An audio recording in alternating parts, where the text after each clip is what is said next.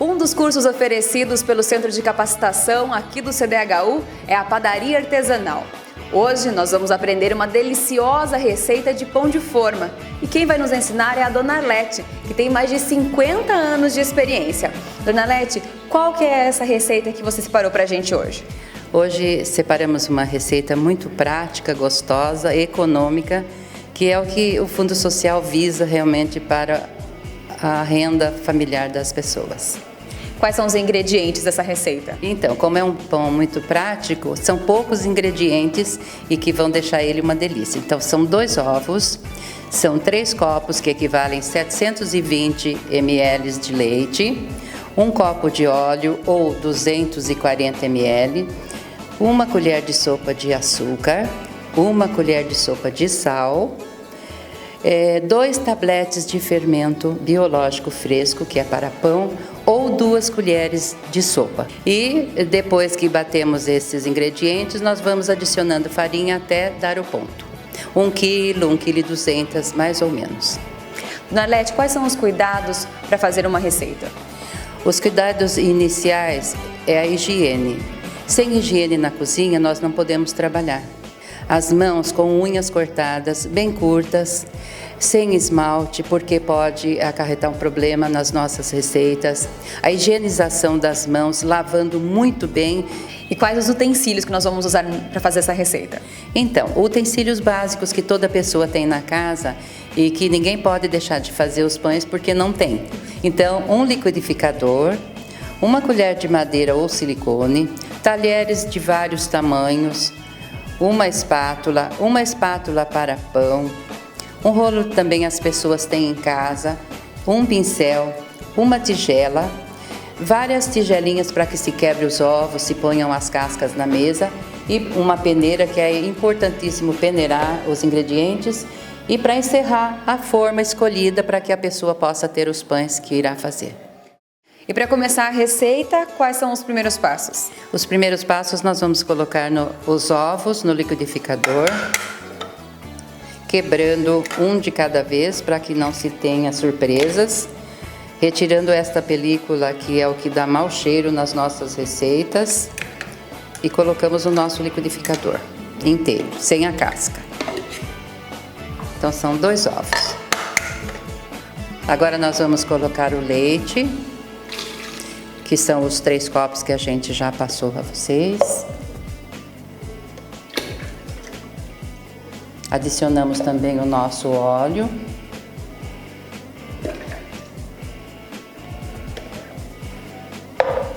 A colher de açúcar que já está medida, assim como o nosso sal. Não tem necessidade de colocar só parte da receita e batendo, né? Não, nós colocamos todos os ingredientes menos a farinha. Sempre é feito assim. E nós já demos aulas em lugares que as pessoas não tinham liquidificador. Então a gente faz esse processo só na tigela. Também nós temos essa forma de estar ensinando. E aqui o nosso fermento. Então agora nós vamos dar uma batida leve. Por quanto tempo? É rápido, é só dissolver o fermento.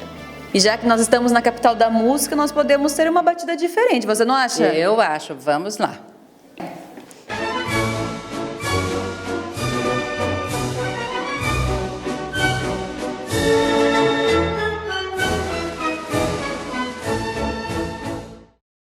Depois de uma dança, para estimular, para ficar com mais ânimo, vamos ao restante da receita. Ótimo. Agora nós vamos colocar esse líquido na nossa tigela.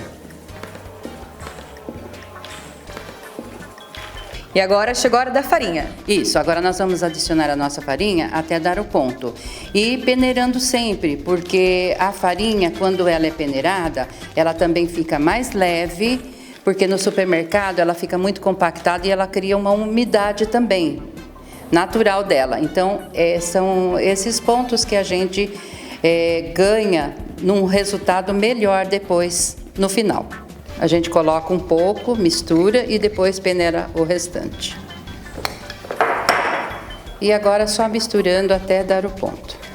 Antigamente as pessoas usavam o processo de cobrir com cobertor, deixar no sol. Hoje a facilidade é muito grande, não precisa mais nada disso, porque facilitou o nosso trabalho com algumas coisas que a gente tem a mais na cozinha, então tudo fica melhor e mais fácil de se fazer. Hoje todas as pessoas encaram fazer alguma receita. Dona Lete, quem te ensinou a cozinhar? Então, quem ensinou realmente foi minha mãe. E eu ficava sempre olhando ela fazer e tinha vontade. E ela sempre dava uma massinha para eu estar fazendo. Eu fui acostumando, fui gostando. A minha avó também. Então, com isso, eu tomei gosto e fui me aperfeiçoando com cursos fora daqui de Tatuí. E sempre gostei mesmo da cozinha, tanto que eu faço de tudo. Eu faço tanto salgado como doce, bolos, chocolate. Durante as aulas, você conversa com os alunos que é importante mesmo esse momento com os filhos, com os netos na cozinha? Sim, eu falo sempre para as alunas que isso é importante, a convivência, porque esse momento em que ela está ali com a criança, aquele cuidado de ensinar, esse amor vai ficar para sempre. Porque hoje em dia, como tudo é corrido, as pessoas correm muito para o trabalho, para isso e mais aquilo, elas ficam meio ausentes na vida das crianças, porque acham que pode suprir com presente, e presente sem a presença. Então não é o mais importante. Então às vezes uma criança é mais feliz fazendo uma receita com a mãe na cozinha, se sujando, existe a torneira com água para lavar, nada mais bonito do que esse amor, em conjunto com a família também. E essa união é que vai fazer o bem para as pessoas. O ponto que está na tigela é aquele processo que teria que sovar muito a massa na mesa. Então esse aqui já é o processo de sovar. Então já vai muito pouquinho tempo na nossa mesa, porque ele já sai daqui praticamente pronto. Então esse processo aqui já está quase no ponto aqui, ó. E conforme vai colocando a farinha, tem que ficar mexendo mesmo? Sim, tem que ficar para que ela se incorpore, né? E o glúten faça assim bem a sua função. Não dá para a pessoa então colocar a farinha e sair no telefone? Não. Nesse ponto aqui não, porque aí fica ressecada. A nossa massa não vai aderir bastante. Quem nunca fez uma massa, olha assim, pensa que é muito cansativo. E não é. Isso aqui é jeito, não é força. Porque se a gente colocar força, sai cansado. E eu digo sempre que ir para a cozinha é um prazer. E não uma coisa muito triste de ir para a cozinha. Como é que a gente prepara a mesa antes de colocar a massa? Então, toda vez que se vai usar qualquer receita na mesa, nós temos que higienizar. Não se deve passar muito detergente, nada que tenha cheiro. Então, nós higienizamos com álcool gel, que esse elimina todo o que tenha na mesa e não deixa cheiro também, porque não álcool líquido, que ele realmente tem cheiro forte. Isso. Agora nós vamos colocar a farinha na mesa para que a gente possa estar terminando o nosso pão. Essa farinha é sempre colocada aos poucos, assim, nunca muita farinha de uma vez.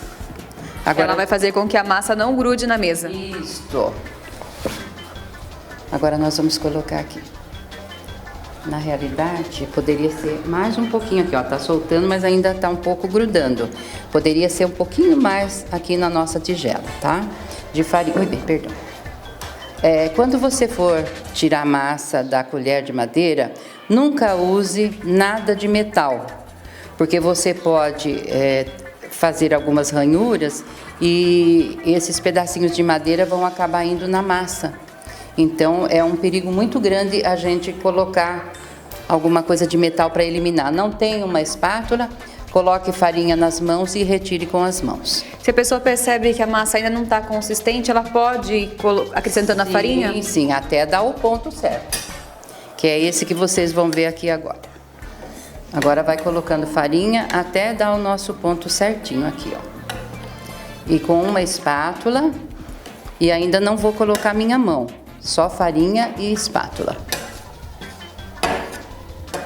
Durante quanto tempo que você vai ficar Não, é só o tempo de aderir bem a farinha, já praticamente já termina o processo. É muito rápido, então. É rápido, é bem rápido. Tem pães que é mais rápido ainda. Por exemplo, pão de mandioca, pão de cebola, ele exige mais farinha porque contém água.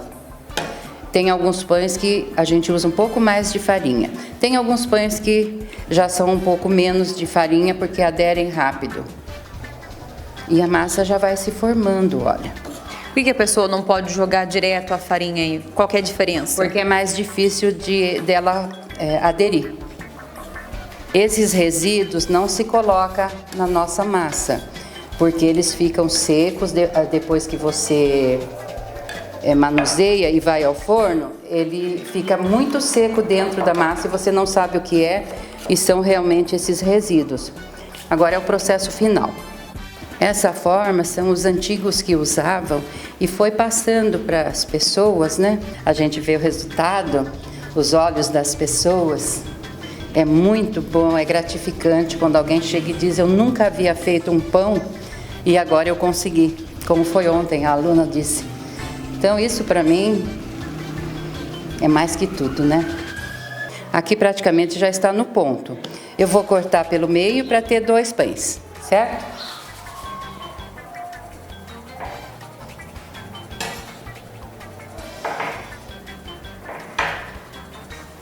Agora que entra a nossa balança. Quem vai comercializar precisa ter uma balancinha pequena, de baixo custo. Por quê? Ela vai fazer 2 pães, nunca vai sair igual. Então ela pesando, os 2 vão sair iguais. Então ela pode cobrar o mesmo preço, porque senão um sai maior, outro menor, e aí o menor ninguém vai querer. Olha, ela é uma massa tão básica que até com as mãos dá para abrir. Mas nós vamos usar um pequeno rolo, tá? Então, para que ela facilite, a gente abre do meio para frente e do meio para trás, que aí ele já sai no formato, tá? E não pode apertar a massa para que ela fica fina, desliza, né? Não, ela não é nem grossa e nem fina, olha, tá? Eu só vou tirar mais uma vez da mesa para que ela não grude, ó, tá?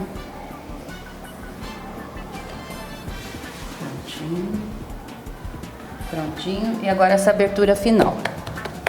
Prontinho. Esta forma é a que nós vamos usar, ela está untada e polvilhada com farinha.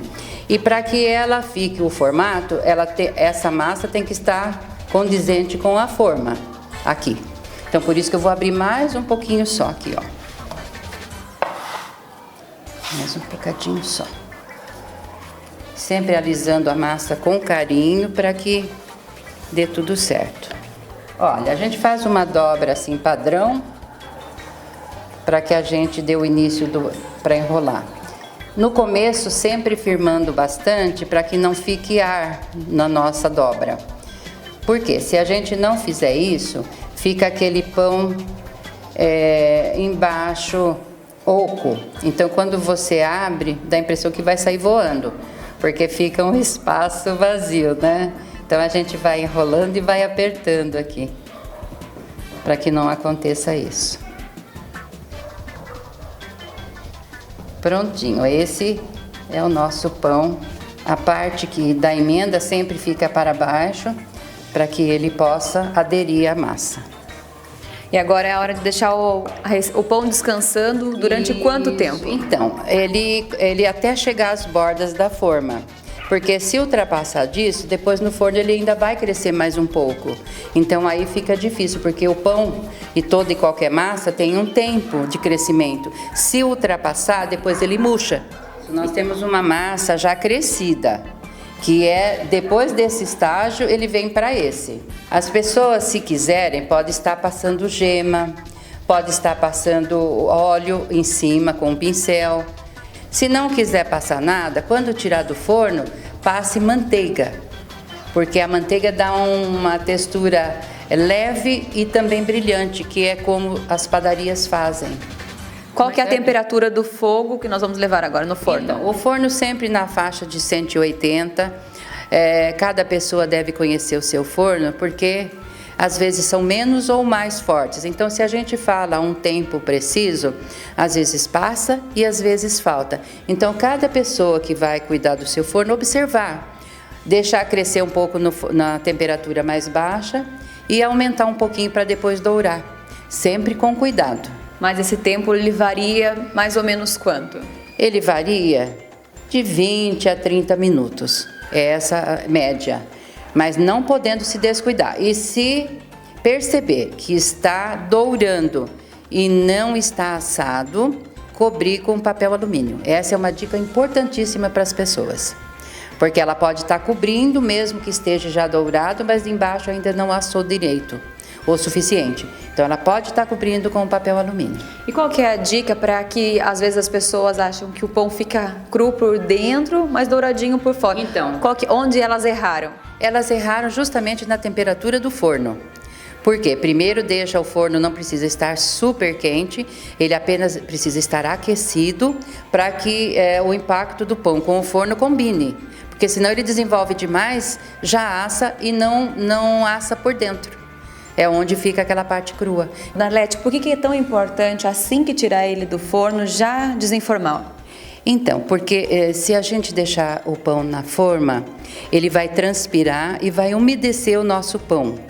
E aí ele fica com umidade e não tem durabilidade quase nenhuma. Depois eu viro do outro lado para que ele seque por igual. Quanto tempo? Não, ele não tem um tempo definido, mas é muito rápido, é o tempo de esfriar só essa umidade. Que cheiro gostoso desse pão! Muito delicioso, você viu como ele ficou bonito? Ficou muito bonito e agora nós vamos dar uma sugestão de embalagem para quem está em casa, que vai vender, precisa se preocupar com a embalagem. Sim, uma embalagem bem econômica, as pessoas podem ter em casa as caixas que levem compras, menos as de produtos que possam ter cheiro, porque isso aí faz com que passe nos nossos pães. Então, você corta uma tira do tamanho do pão que você vai usar, vai cobrir com papel alumínio, como se estivesse colocando num caderno dos seus filhos. Então, a embalagem pronta, ela fica assim, do tamanho do nosso pão. Essa é a base do pão. Essa é a base do pão. E essa foi mais uma videoaula dos cursos oferecidos pelo Fundo Social de Solidariedade de Tatuí. Agora é só colocar em prática tudo o que você aprendeu e fazer um delicioso café da manhã para sua família e também já sair vendendo. Muito obrigada pela participação. Muito obrigada a vocês, pelo carinho, Fundo Social que está a todo vapor oferecendo esses cursos. Espero que as pessoas continuem estando aqui nos nossos cursos, valorizando o nosso trabalho e até uma próxima vez, se Deus quiser. Logo nós voltamos com uma nova receita para vocês. Até a próxima!